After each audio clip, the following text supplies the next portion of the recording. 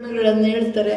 ಆಗ ನಾನು ಸ್ಥಿರವಾಗಿ ಒಂದು ಸ್ಥಿತಪ್ರಜ್ಞ ಅವಸ್ಥೆಯಲ್ಲಿ ಮೌಲ್ಯಗಳ ಆಧಾರದ ಮೇಲೆ ಪ್ರೀತಿಯಿಂದ, ಶಾಂತಿಯಿಂದ, ಸಹನಶೀಲನಾಗಿ, ತಾಳ್ಮೆ ವಹಿಸಿ ನಾನು ಮಾತಾಡಬೇಕಾ ಅಥವಾ ವ್ಯವಹರಿಸಬೇಕಾ, ಇದೆಲ್ಲದ.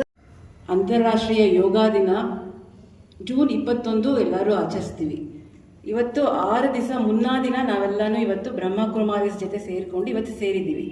ಯೋಗ ದಿನದ ಮುನ್ನ 6 ದಿನ ಮುನ್ನವಾಗಿ ಇವತ್ತು ಸೇರಿಕೊಂಡು ನಾವು ಅಭ್ಯಾಸಗಳು ಮಾಡಿ ಯೋಗ ದಿನದ ದಿವಸ ಇನ್ನೂ ಕ್ಷಮತೆಯಿಂದ ಯೋಗ ಆಸನಗಳನ್ನ ಮಾಡಬೇಕು ಅಂತ ಹೇಳಿ ನಾವು ಇವತ್ತು ಬ್ರಹ್ಮಕುಮಾರೀಸ್ ಅವ್ರ ಜೊತೆ ಸೇರಿಕೊಂಡು ಇವತ್ತು ಸೇರಿದ್ದೀವಿ.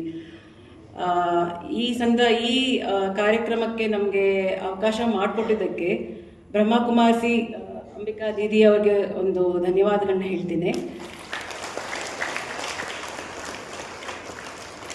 ಈಗ ಕಲ್ಯಾಣಿ ಅವ್ರು ಹೇಳ್ದಂಗೆ ನಮ್ಮ ಕೇಂದ್ರ ಸಂವಹನ ಇಲಾಖೆ